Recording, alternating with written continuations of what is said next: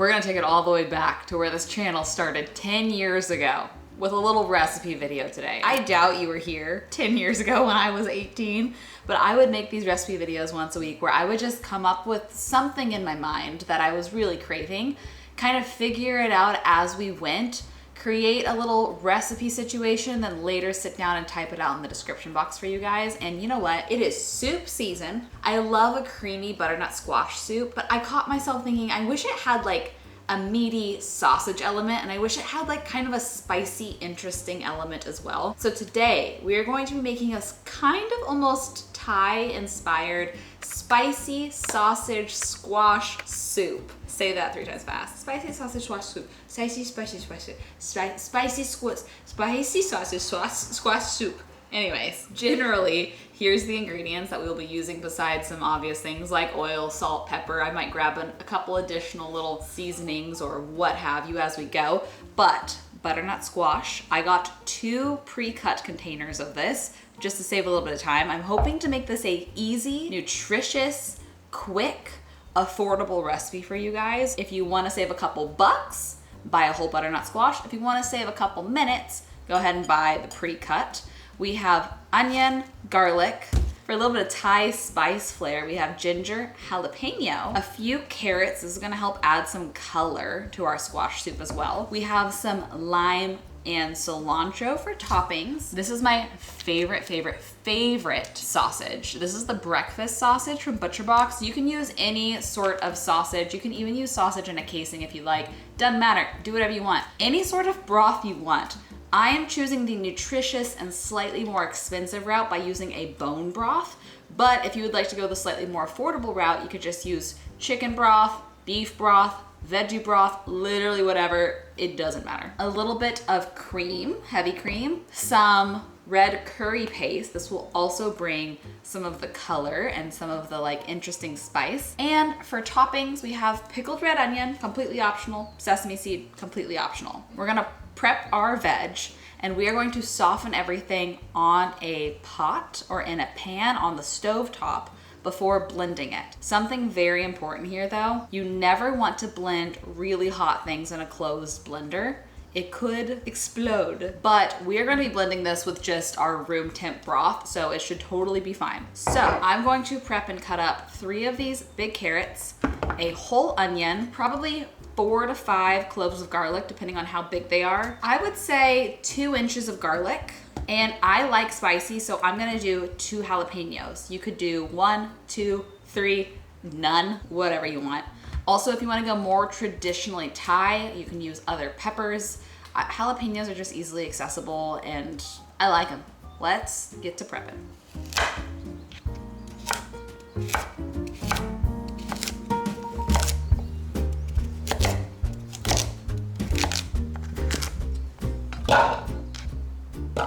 Popping in with a little time-saving tip. Since we will be blending this soup, knife skills do not matter. You don't have to make sure things are cut beautifully. You don't even have to cut your cloves of garlic. We could just have huge chunks of all of these things and make sure that they get softened enough to go in the blender. So don't spend a lot of time making sure that your knife skills are great or that your cuts are pretty or that things are super uniform in size.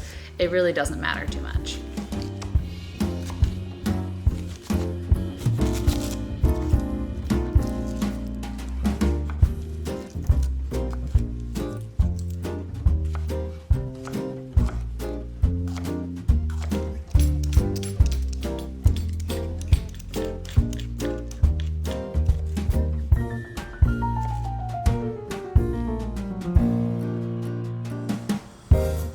I have a pan over medium-high heat and I'm letting it heat up. I have a little bit of avocado oil left. I'm gonna start with this. I like this a lot because it is high heat, meaning it is less likely to break down into free radicals, and also it's healthy monounsaturated fat. You can use any oil you want. I'm just gonna generously coat the bottom of the pan. And I'm gonna start off actually with my carrots because these are the most like dense fibrous thing that's gonna be in our soup. So they're gonna take a little bit longer to soften. So I'm gonna get those going for a bit before I add in my onion and garlic to that. And I want to try to get my onion and garlic a little bit like caramelized, a little bit of color to them. And then I will finish up with the butternut squash and jalapeno and just get that all softened all the way throughout. But I am going to generously season as I go. We went through a whole thing of salt in 48 hours. We cooked so much recently. I shall refill my salt and be right back.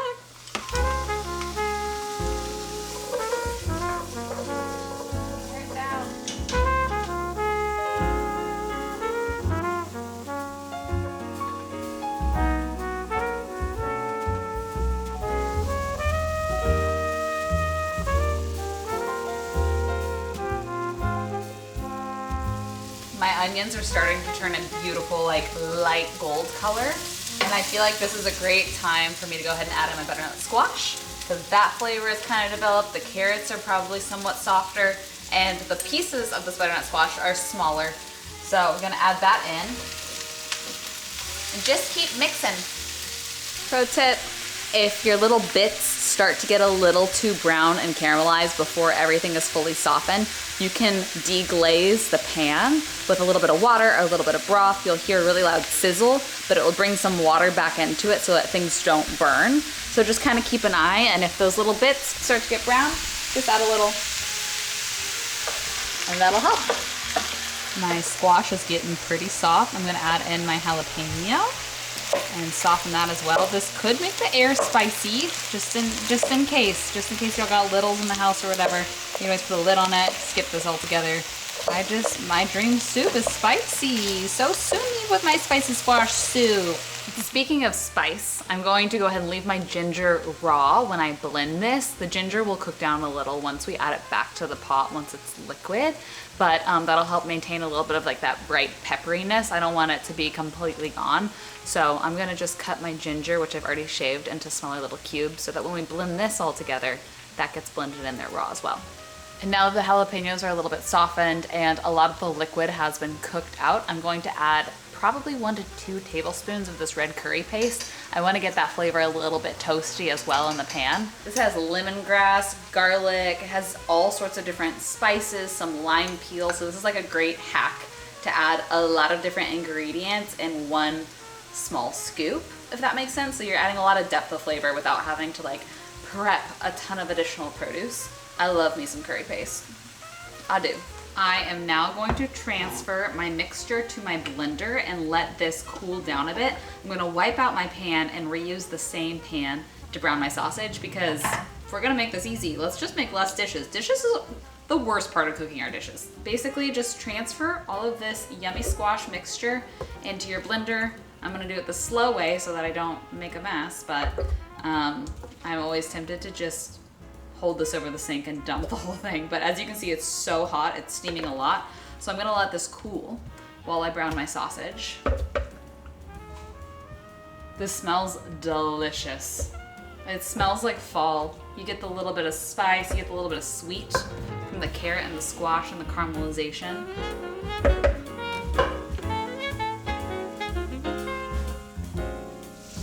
Getting to a nice, good, crispy brown caramelization on most of them. Just about done. I pulled them out and chopped it a little bit and tossed it back in the pan so that we can get little tiny soup-sized pieces. And with that, we're probably at a good point to where we can blend all of our veggie ingredients. I have my raw garlic here. This has been shaved and chopped. It smells so good. And I'm gonna add in this container of bone broth. This is 32 ounces. We'll see if I need more liquid or not. We'll see how this blends. I love bone broth because it adds in so much protein and collagen that you wouldn't get otherwise, making this a much more high protein dish. So that's why I'm very team bone broth. But something interesting, bone broth is actually high in histamines. So that's a fascinating thing. Actually, I'm gonna start with half of this container. This filled this up a lot quicker than I thought. We'll see how this blends. But as I said, if you wanna substitute any sort of stock or broth, easy substitution. I'm taking off my little lid just in case it is still hot. Just a bit safer that way, but you can always hold a little rag over the top if you have a blender like this that the top removes, just in case there's any splatters so that, you know, you won't splatter it on your ceiling.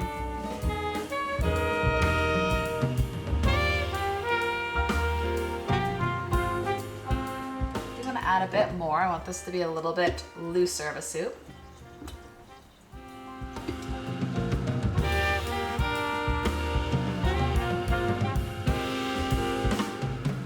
The smell is so delicious. I bet I'll end up adding in the whole thing of bone broth, but I'm actually gonna transfer this back over to a big bowl. You can transfer it straight back into the same pot or bowl that you were using. I am realizing that I think I want something a little bit deeper, but if you wanna make this a one pot, one bowl recipe, you absolutely can start and saute all of these in something like this and use this the whole time through. I should have just started with this. You live and learn.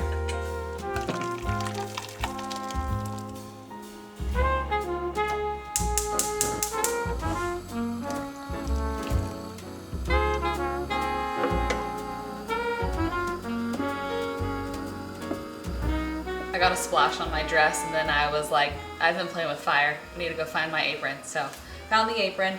This is looking beautiful. I'm going to add in just a couple tablespoons of cream to make this extra creamy.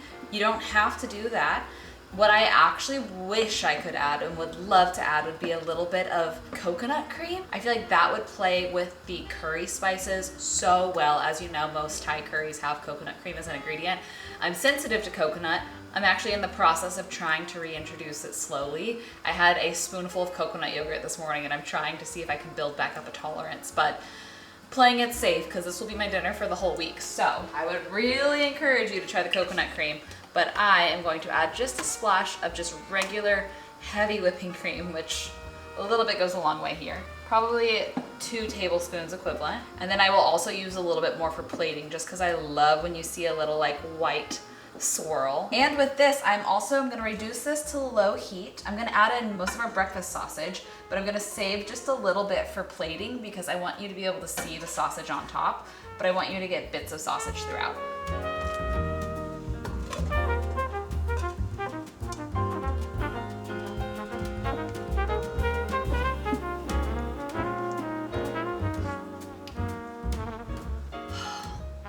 I love this. I love this. I think to add a little more salinity and to add a little more depth, I'm going to use a splash of tamari. This is just gluten-free soy sauce. I don't want it to change the color too much though, so I'm gonna start with a couple tablespoons, mix it in, see how that gets us.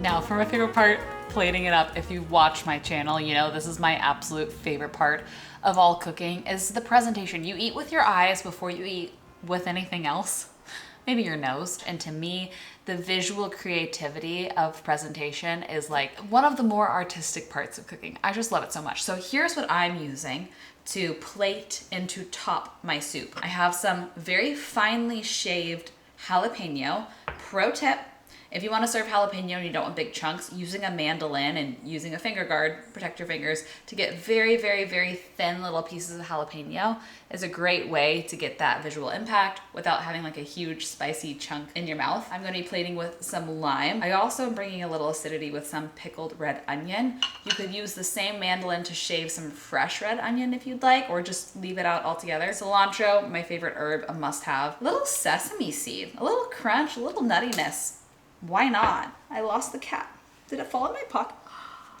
That was crazy. And then heavy whipping cream. I want that swirl and some crushed black pepper on top as well. So I'm gonna ladle up some soup. We're gonna swirl a bit of cream on top.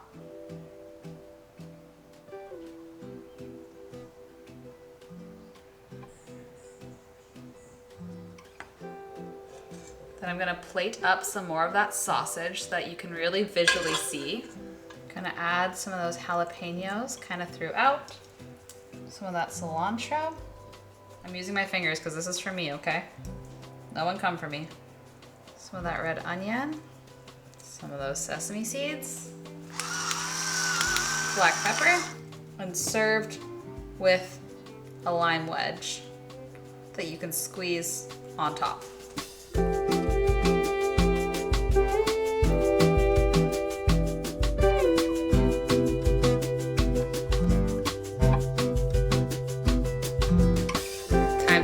Taste test of our finished product here. I'm gonna give a squeeze of this lime juice. I know this might seem like, okay, you took a couple things that normally go together and then just combine them all. Hold up, is this even good? Well, let's find out right now together if this thing that I've been craving in my mind is actually even good in real life. I'm gonna mix it up to where it's not even pretty anymore, but that way all the flavors kind of combine. That's exactly what I've been craving in my mind for a week. So many different things happening in my mouth. You get the sweet silkiness of the squash after it's been blended. You get like the peppery and umami and fatty and warm notes from the sausage and the pepper on top. You get the creamy little, you know, hint of cream in here. But then beneath that, there's so many different types of spice. You have the spice that's present in the curry paste, then you have the jalapeno spice, and then you have like the kind of pepperiness of the ginger as well. You have the brightness from the lime and from the pickled onions, but none of it is too much because the base of the soup is so just smooth and simple and sweet with the carrots and the squash. Also, some of the sweetness is from the caramelization and the onions as well. This might be my perfect fall soup. I'm gonna need the weather to catch up with me now because I got my fall soup plan ready to go. I'm a recipe hater. You guys know this.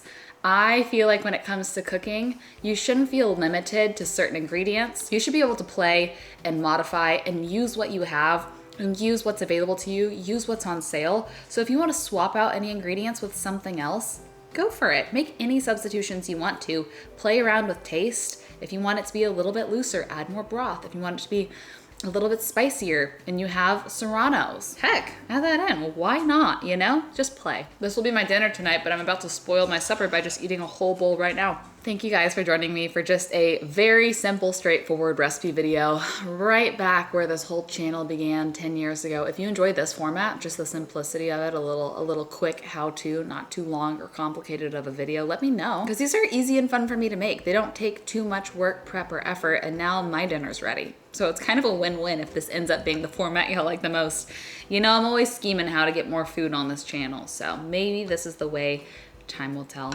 I love y'all. I hope you have the best rest of your day. Happy soup season, babies. Enjoy. Can't wait for sweaters.